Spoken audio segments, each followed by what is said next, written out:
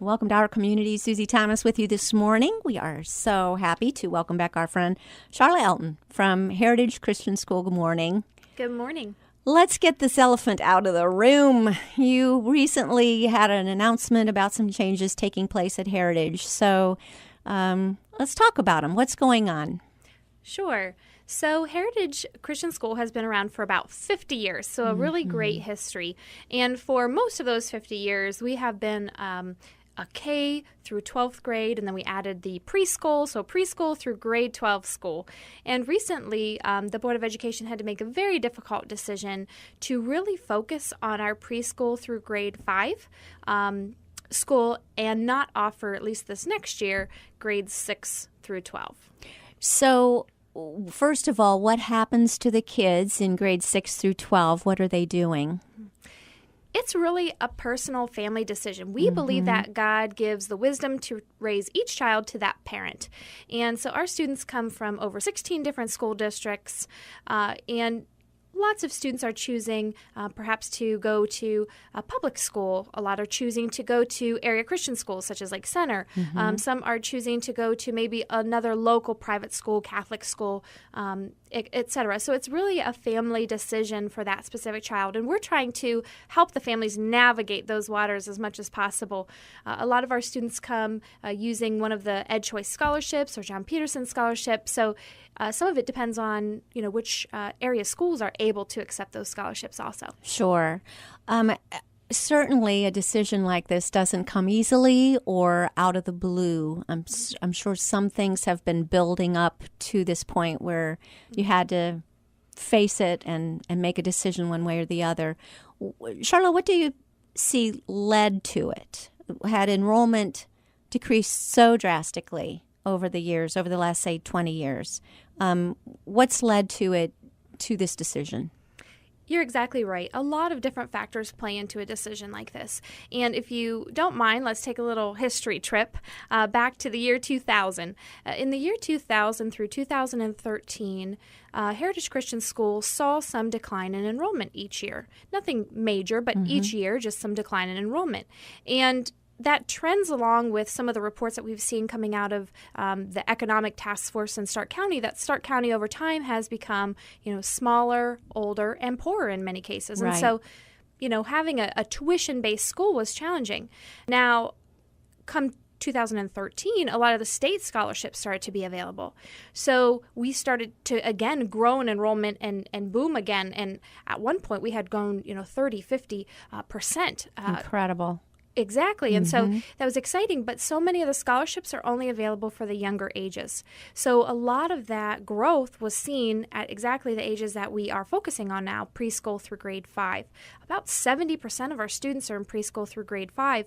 And so because a lot of the scholarships weren't available for the older students, it was a challenge to recruit. Every year we'd get a couple of new students in, and sometimes families move. And so our numbers at the top were smaller than the numbers at the bottom. I'm wondering why that is, and this wouldn't be your decision, but I'm wondering, and help wonder with me, why at that particular age group the scholarships stop. I know personally in our family, that's the point where we looked for a Christian school. Our kids had a wonderful elementary experience, but at the time that they were about to go to middle school, high school, that's when we looked for a Christian school. And we were so happy to find Heritage. It was just an amazing experience for them. But again, we're talking about 20 years ago. So about the time that you're talking about, had it peaked at about the year 2000 and then started to see a decline from that point on. Why do you suppose scholarships stop at that point? Why would it not be as important for a child to get to attend Christian school in the middle schools and high schools when that is a critical part, a critical time in a child's life and in their development? Oh, you're exactly right. It is a critical time. And every age has its unique opportunities and unique, time to really develop their faith. And so every age group is important, but you're right. You really get to walk with middle school and high school students as they're starting to make those big life decisions. Yes. The state, the way they have it structured, there are two different scholarships. One is based on family income. And when that scholarship started, it started only for kindergarten. Then the next year added kindergarten first grade, kindergarten second grade. It is just now, looking into next year, kindergarten through fifth grade. So I'm not sure why they structured it that way, to just grow a grade every year, but, it's taken some time just to get through fifth grade. Now, the following year, it will be up through sixth grade and then seventh. And so Heritage does plan to regrow. Got it. As we have the financial ability, as the scholarships are available to, grow more students and enroll more students. We do plan to hopefully add our middle school and high school back. So this is just a season that we're going through. We hope it's a short season of not having those students with us, because we do love them dearly. Now, the other scholarship is based on the Ohio Department of Education ranks schools. And if the school is ranked as not successful, then any child going to that school can qualify for a full tuition scholarship. Right. And it just so happens in the city of Canton, there are many schools on that list. And let's see here. 7 of them are elementary schools. So the vast majority, again, are at those younger age levels. And those schools would be Allen, Schreiber, Belden, Cedar, Duber, Gibbs, and Yutz. Any child at any of those schools can actually come to Heritage through the Ed Choice Scholarship. But now that deadline is at the end of July, so they need to call right away. All right, let's say that again. There are scholarships available if you attend these schools. Yes, Allen, Schreiber, Belden, Cedar, Duber, Gibbs, and Yutz elementary schools, correct. Okay. But again, it's those younger age groups. Right, through fifth grade. How many of those scholarships are available, or would it be anyone who wants to go if you are in that in the neighborhood that goes to that school? Anyone at all, yes. At this point, the state of Ohio has plenty of funding for this specific scholarship.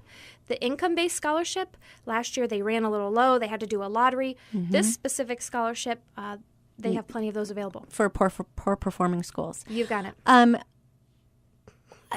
Isn't it from our income tax that maybe I don't understand how Ed Choice takes place, but it is from our income tax that it goes into this, and then so it is basically it is our money, right? People with high school students and people with middle school students pay income tax as well. So why can't the Ed Choice go to those families as well? Why can't you use it for? I'm just throwing that out there. Yes, exactly. Our tax, funds pay for all schooling. Yes. And so the way the state has structured it at this point is in that way. But ironically, there is a bill. It's called House Bill 200, and it is currently down in Columbus, and it's just in committee right now. But it would, if passed, it would make the income-based scholarship K-12.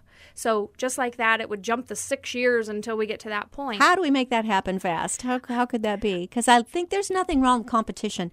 I think if this were available and that students always had their choice, that causes all schools to ramp up their game a little bit. Yes, and competition is good. You've got it. There are actually some studies out there showing just that where there's a lot of competition, the public schools also, their scores go up. Yes.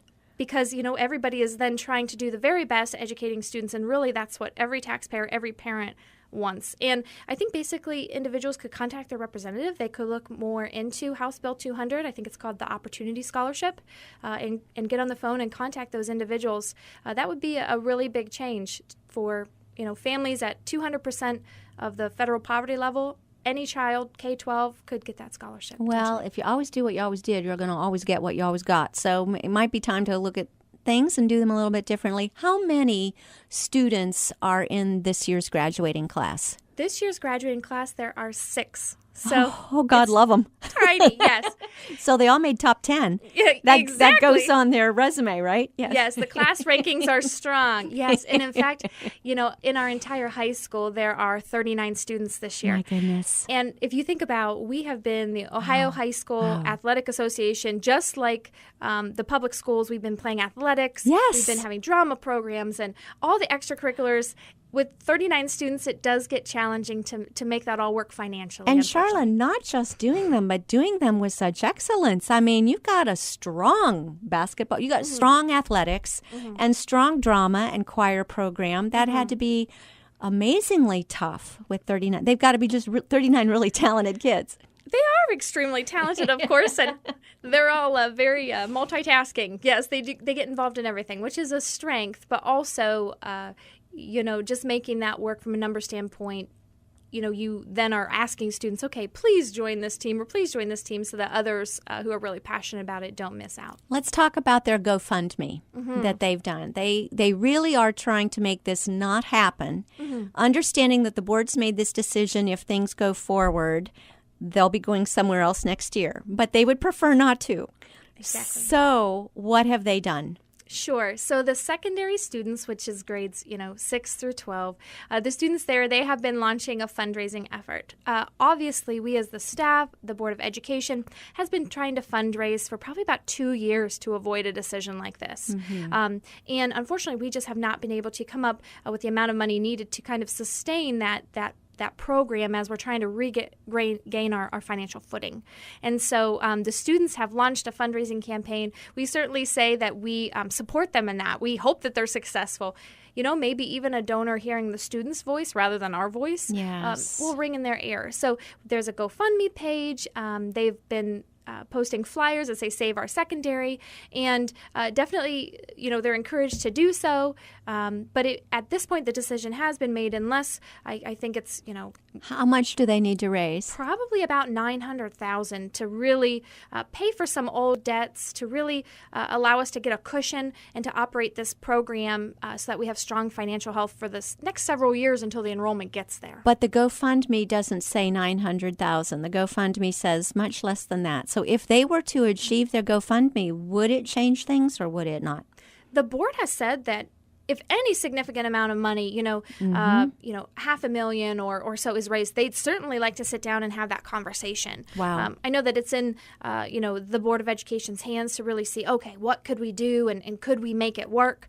But it's a big goal no matter what the number is. Once you're talking many, hundreds of thousands of dollars, it gets pricey. But of course, the Board of Education, many of them have students in those grades. Right. Or grandchildren in those grades. My own niece is in those grades. Wow. So it's heartfelt. It's hard, but at the same time, really felt that this is what we need to do to get back on track financially. Because we know that would be God-honoring, to make sure that we can pay things when they are to be paid, and that we have a healthy reserve for emergencies. Right. All of that is part of a person's testimony, yes, and it certainly is the school's.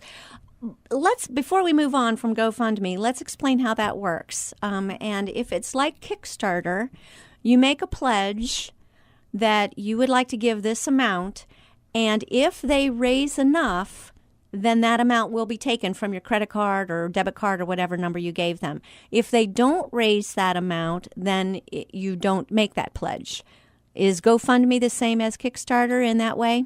I don't believe so. I think GoFundMe is just a straight donation. Okay, now that is different. Yes. Now, it is being tracked separately so that they can see how much that specific campaign is raising. If it doesn't get close to its goal, probably it would just go to the operations to make Heritage Christian School strong. So either way, it's going to tax, a not-for-profit, school in Canton, Ohio. Either way, you're supporting Heritage, because I'm thinking somebody's hearing this right now and they really want to help out. So tell us again, how do we find the GoFundMe page?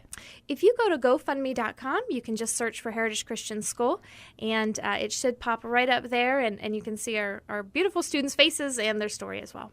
Yeah, well, it's quite a story, and we really appreciate you being willing to come and talk about it. The second half, we're going to focus all on what's going on in that elementary.